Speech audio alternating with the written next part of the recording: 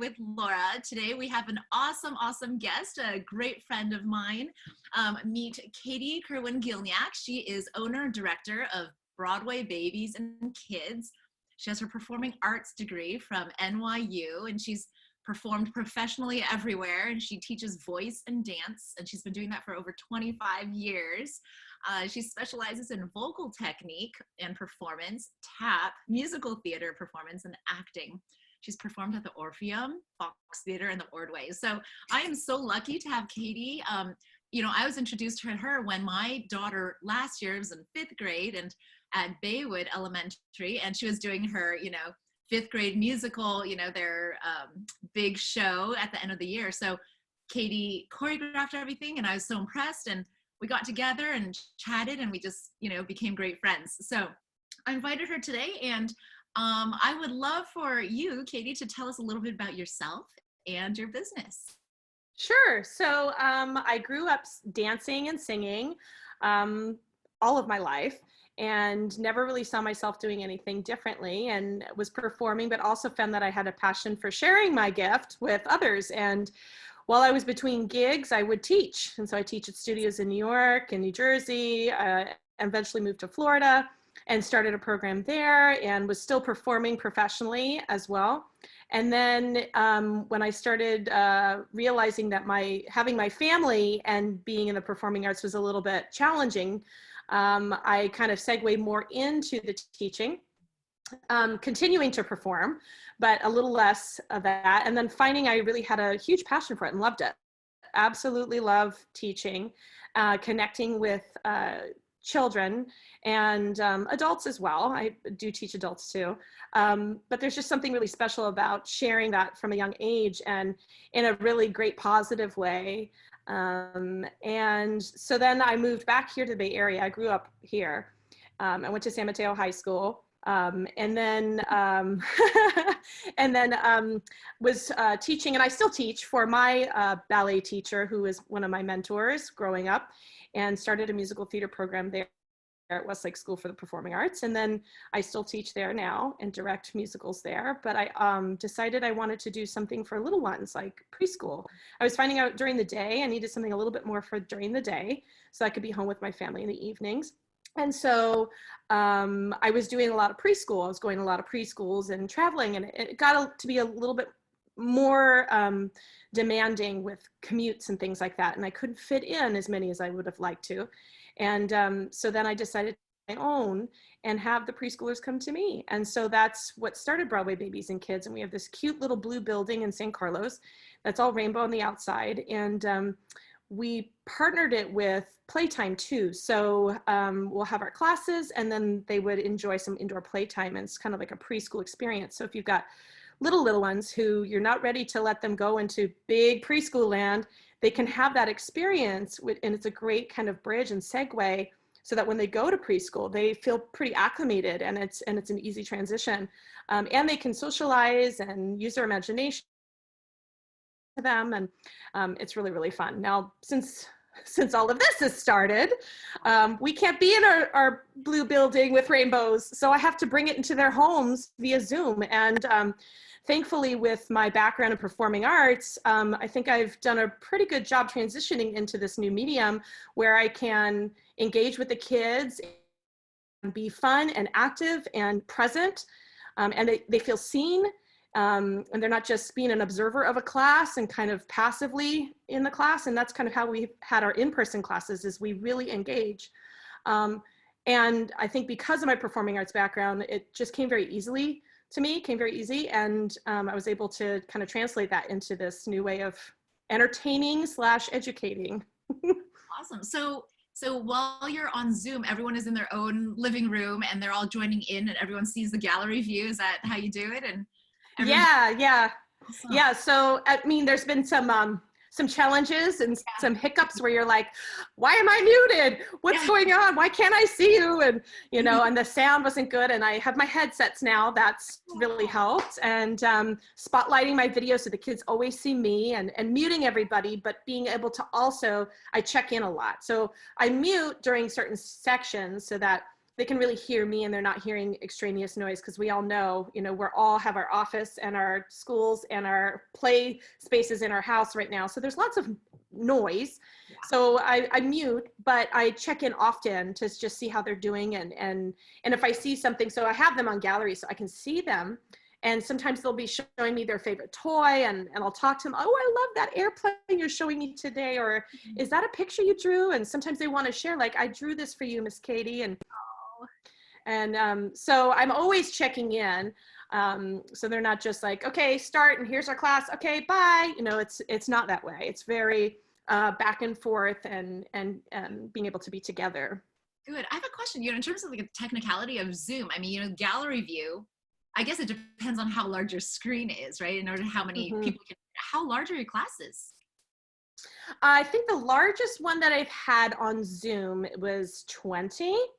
That was pretty big. I also teach older kids too. And that one, I have a larger one, and it goes to 2 screens, which can be a bit challenging. So I flip back and forth, but with the older kids, it's different. It's a lot easier because, the things on the bottom with they raise their hands, they know how to do all that stuff. So, and I always check, and I am again always checking in, and I don't have to mute as often because they're used to going to school and having to be in kind of a quieter space where they can stay focused. There's still the occasional like, okay, let's put our shirt down, Susie, or let's get your toe off the camera, but for the most part, it's worked out pretty well.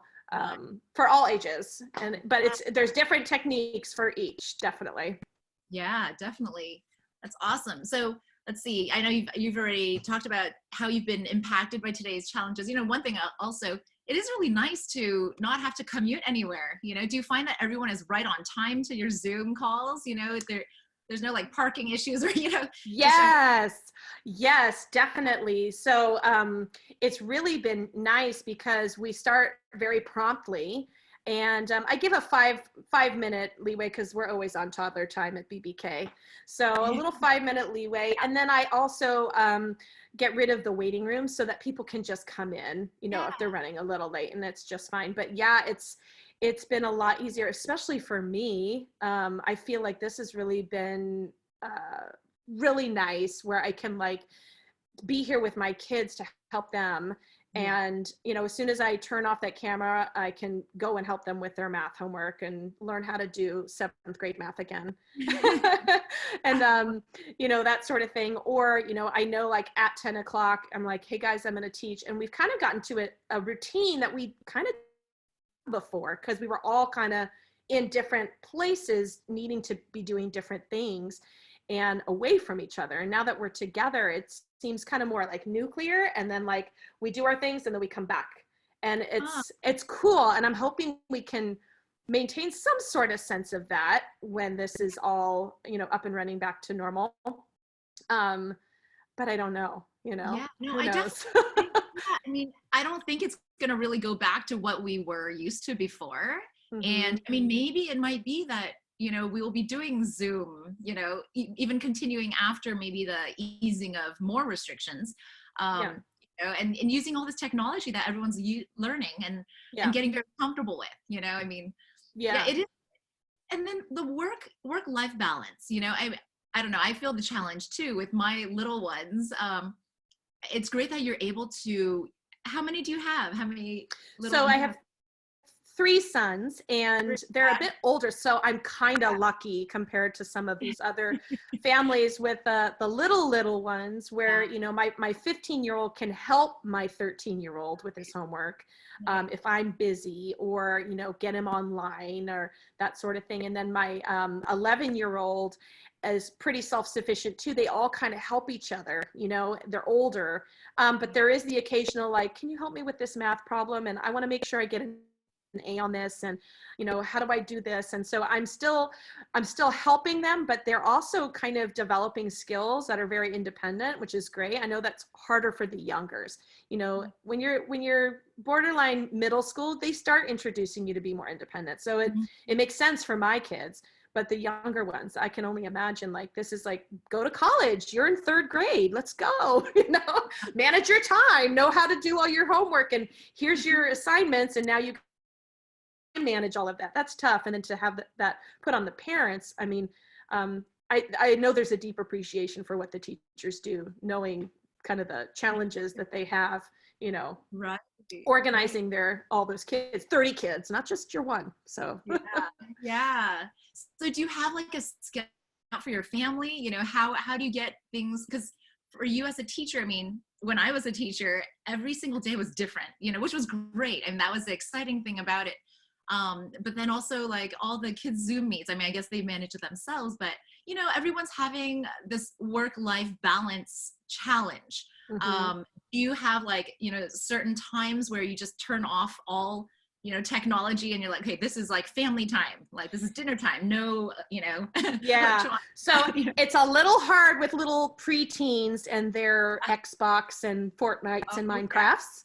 Because, they go to school all day, and then I gotta go talk, and it's the way they talk to their friends, it's really their lifeline to socializing. So it's hard to say, all right, turn it off. But we did do a 2-hour, no electronic family time dedication. And it can be broken up, but it has to be, we have to connect together, during the day, because we're on our Zooms, and, my husband has his meetings, and then sometimes some of us have to get off so that the Zoom or the Skype or whatever we're working with is working, because we're all sucking that technology.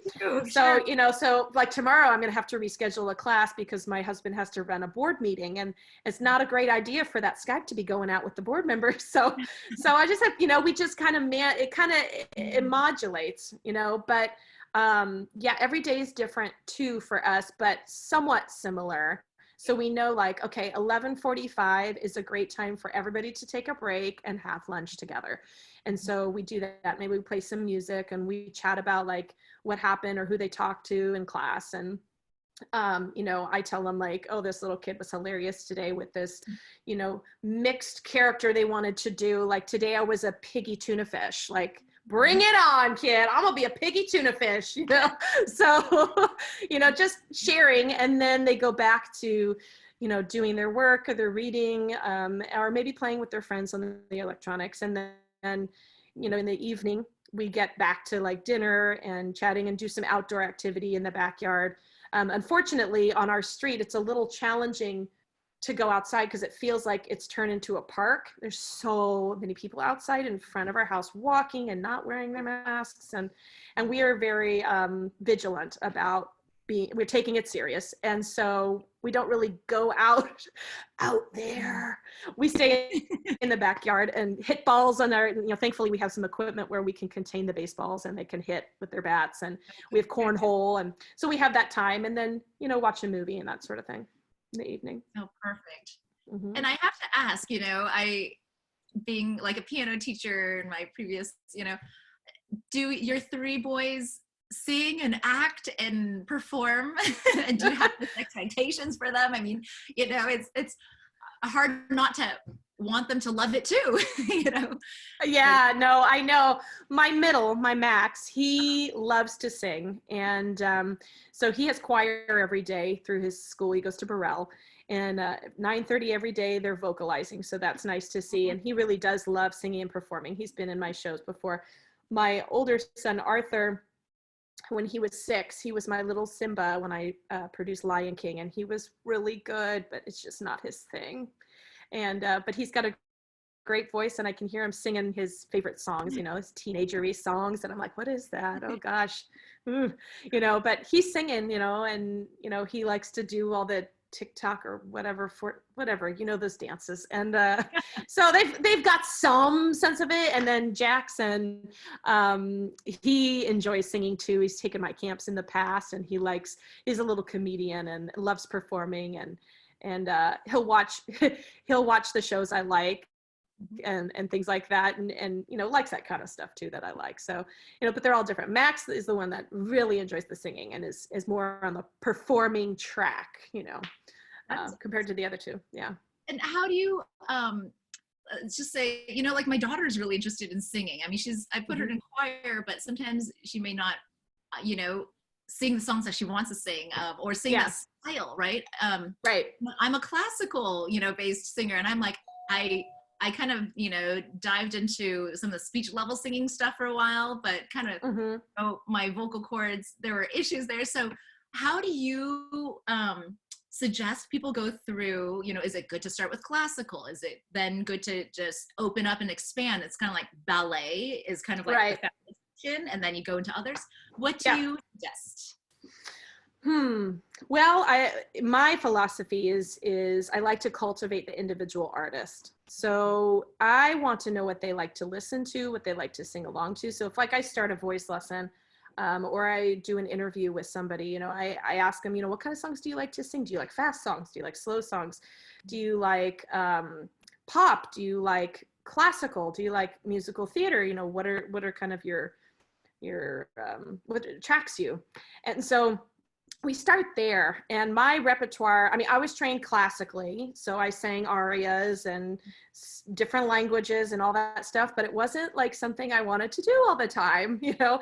But I explained to my students that sometimes you gotta take your vitamins so you can really have, you know, good, strong foundation for singing. So I teach classical technique, but my repertoire that I teach is musical theater. And there's a gamut of style in that, right? So you've got classical, and you've got rock and pop and all contemporary musical theater, classical musical theater. You have kind of like the whole gamut. So depending on the student, I typically like to train them to do it all. You know, because you really do want to have a lot of tools in your tool basket. If you're going to go into musical theater in particular, you know, you want to be ready for that audition. You don't want to go, oh, there's this audition for Oklahoma and I don't have a song for it. Well, my kids will have a song for it that they've worked on already. You know, we build their book together. So I guess to get back to your question, I would say I try to speak their language and the way that they communicate and understand and appreciate music, and try not to make them do anything that they don't like, but the understanding that we work together and that I'm not going to tell them what to do. I mean, ultimately I'm going to guide them and mentor them, but that they're open to the suggestions of something different and something new. And sometimes I'll get the student who's like, you know, Miss Katie, this one song I heard somebody sing. I said, you know, that's in your file, and I tried to get you to sing that 2 years ago. And they're like, yeah. It's like, you know, as long as you know, and then they start to appreciate, like, okay, maybe I should sing that one that I wasn't so into before or whatever. But the technique and the approach to singing anything to me is universal. So, you know, they can sing anything they want to, but learn like long phrasing, you're going to find that more in classical music. So you need that strength. You need to develop that. So we're going to sing songs that are like that. Now I'll give them some choices. Like I'll say, here's 3 choices of songs that I think would really help develop that part of your voice. You don't ever have to perform it for anybody. If you don't want to, you want to just keep it private with us, that's totally fine. But I think you're going to appreciate the work you're going to do on that song for, you know, your Adele song or your Katy Perry song, or, you know, whatever you want to do in your talent show that's cool for the kids. You're going to seem like you're not an amateur, that you're trained. So, and they understand that and appreciate that. Nice. Well, I want to hear something. Oh gosh. I'm going to put you on the spot. You know, I think that, you know, with our audience listening, I mean, they'll be really, you know, I love your personality. They would really connect with you. And I think, you know, if they were to hear just a little bit, they'll be like, yeah, I want her as my teacher. I actually think I would have to teach my daughter. You know, because so, let me see. Let me see. Maybe there is something the matter with me. I just don't see how a world that makes such wonderful things could be bad. Look at this stuff. Isn't it neat? Wouldn't you think my collection's complete? Wouldn't you think I'm the girl who has everything? Look at this trove, treasures untold. How many wonders can one cavern hold? Looking around here, you think, sure, she's got everything. I've got gadgets and gizmos aplenty. I've got who's its and what's its galore. You want thingamabobs? I've got 20. But who cares? No big deal. I want more.